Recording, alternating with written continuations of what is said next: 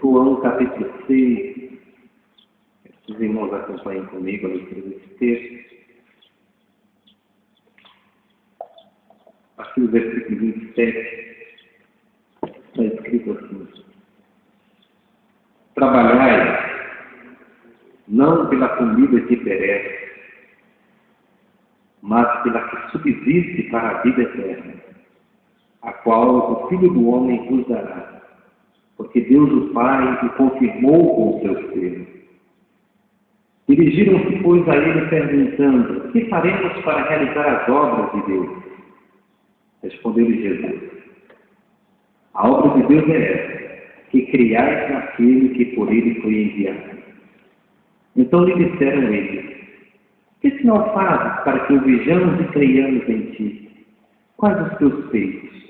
Nossos pais comeram maná no deserto, como está escrito: deu-lhes a comer pão do céu.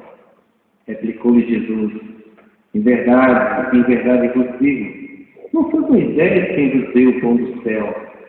O verdadeiro pão do céu é meu Pai quem vos dá. Porque o pão de Deus é o que desce do céu e dá vida ao mundo. Então eles disseram: Senhor, dá-nos sempre esse pão. Declarou depois Jesus: eu sou o pão da vida. O que vem a mim jamais terá fome, e o que crê em mim jamais terá sede. Porém, eu já vos digo que, embora me tenhais visto, não credes. Todo aquele que o Pai me dá, esse virá a mim. E o que vem a mim, de modo nenhum lançarei fora. Porque ele é sincero, não para fazer a minha própria vontade, e sim a daquele que me enviou. E a vontade de quem me enviou é que nenhum perca de todos os que entendem. Pelo contrário, eu o ressuscitarei no último dia. De fato, a vontade do meu Pai é que todo homem que vê o Filho e nele crê tenha a vida eterna, e eu o ressuscitarei no último dia. Amém. Tudo bem, versículo de 29. Leia. Respondeu Jesus: a obra de Deus é que creiais naquele que por ele foi enviado. Mas vamos ler outro versículo ainda, versículo de número 35. Juntos. Declarou hoje Jesus: eu sou o pão da vida. O que vem a mim jamais terá fome, e o que crê em mim jamais terá sede. Um pouquinho do versículo 37. Todo aquele que o Pai me dá, esse virá a mim, e o que vem a mim jamais lançarei fora. Senhor, obrigado por tua presença, por tua palavra. Obrigado, Deus, por podermos esta noite expressar aqui a nossa gratidão através dos nossos louvores, por tudo que tem feito em nossa vida, na vida dos nossos familiares, na vida de tantas vezes que estavam perdidos onde foi encontrado por Cristo. Muito obrigado, Senhor. Senhor Deus, nós também ficamos nesta hora tendo consigo de Teu Espírito, para que nos seja dado entendimento da Tua palavra, Pai. Para que sejam iluminados os olhos do nosso coração, para sabermos que Deus Espírito poderá nos considerar diferente. Ó Deus, nós te louvamos e agradecemos em nome do Senhor Jesus. Amém. Meus irmãos, há uma linha de pensamento praticamente a mesma em todas as igrejas, ou melhor, em quase todas as religiões. É aquela linha de pensamento que o homem alcança a salvação através dos seus próprios atos, através dos seus próprios méritos, ou seja, naquilo que ele é capaz de fazer de bom para agradar a divindade. Mas não percebe que o cristianismo ele se distingue claramente de qualquer outra forma de religião, porque ele prega a salvação não baseado nos méritos humanos, não baseado nas obras dos homens, mas tão somente no sacrifício de Cristo Jesus. Tão somente na pessoa de Cristo Jesus.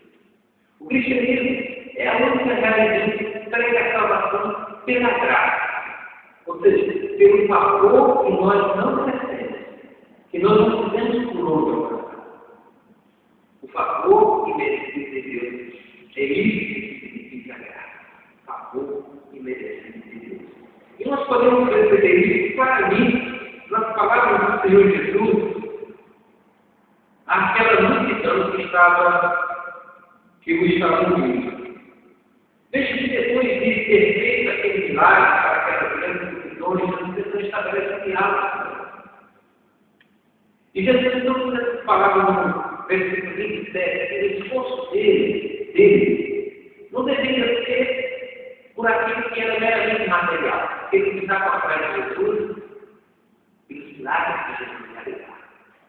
Ele estava atrás de Jesus por causa pelo fato de Jesus ter significado quando ele ter passado. E a gente precisa falar para ele: trabalhar não pela comida que merece, mas para aquela que subsiste para a vida eterna, a qual Deus o Pai o dará, porque Ele confirmou com o seu ser. Ou seja, Deus deu a garantia de que aqueles que o buscassem com o intuito de alcançar a vida eterna, eles certamente encontrarão.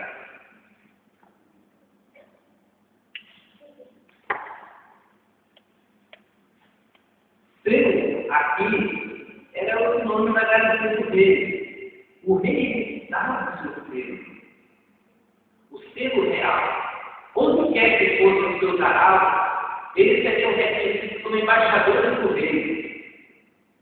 Aquele selo real, ele seria como sinônimo da autoridade do rei, como se o próprio rei estivesse ali, com aquele que estivesse selo.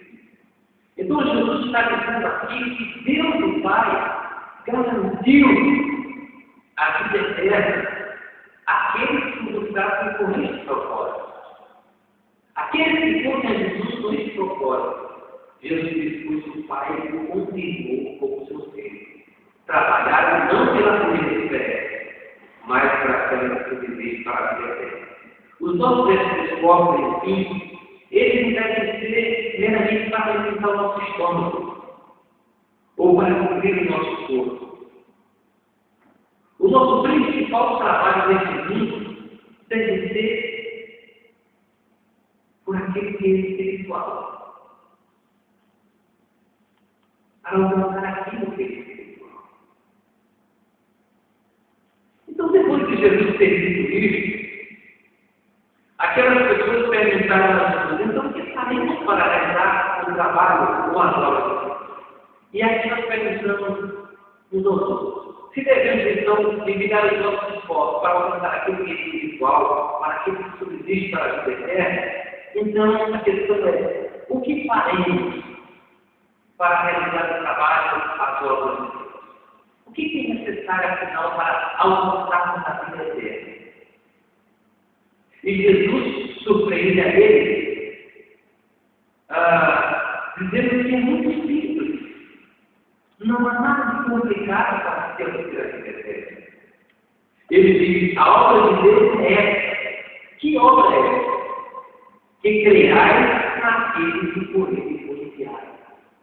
Jesus não se reporta a nenhum texto do Velho Testamento, a nenhum mandamento, seja os 10 mandamentos ou os outros mandamentos da lei cerimonial ou da lei civil, ele não se reporta nada disso. Ele diz: para que eu tenha a vida eterna, a obra é essa: criar naquele que por ele foi enviado. Isso, meus irmãos, porque Jesus tinha consciência de que ninguém seria salvo pelo esforço de tentar cumprir os 10 mandamentos. Porque o homem é feito por natureza. Se ele acerta em um, ele erra em pelo menos um. Se ele erra em pelo menos um, a lei é um todo, e não fracionada. Ele erra em todos. Então, ele deixa de alcançar. É impossível para o homem alcançar a salvação, porque é impossível para ele cumprir a lei de Deus de modo perfeito. Por isso, então, que o homem precisa crer em Jesus. Porque Jesus é um homem perfeito, que cumpriu a lei de forma perfeita. E ele a cumpriu em nosso lugar. E ele hoje nos oferece a justiça que ele alcançou no exercício da lei. E ele nos oferece essa justiça. Se cremos nele, nós não vamos ter uma vida eterna. Não é nada difícil, é algo absolutamente simples. A salvação é possível tão somente através do Filho. A salvação nos é possível, então, pelo fato de crermos nesta obra que Jesus realizou por nós. Quais obras que queremos realizar? Crer em Jesus. Crer naquele que foi enviado por Deus. Então, depois de Jesus ter dito isso, eles disseram: então faça alguma coisa, alguma obra para que eu creiamos.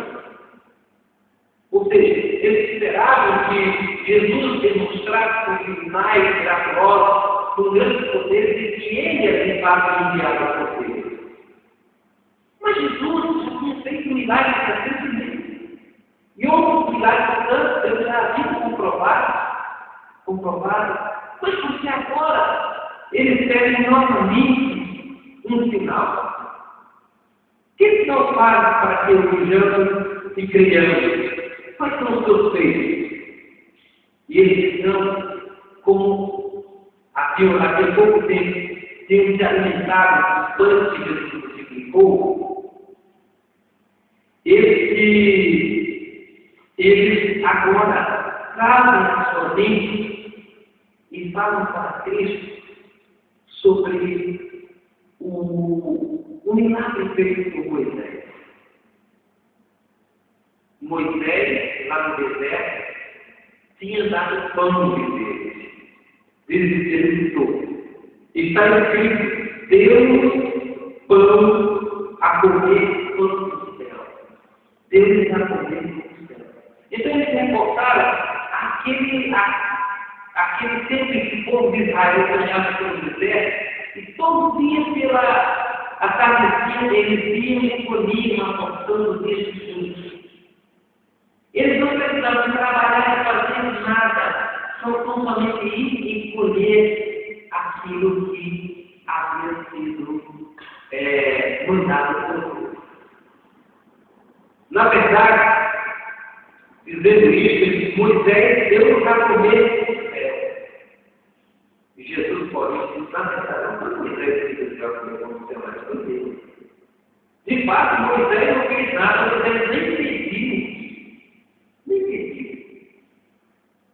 Deus é quem disse a Moisés que ia fazer sair o maná do céu. Todas as pragas que ele deveriam maná e colher.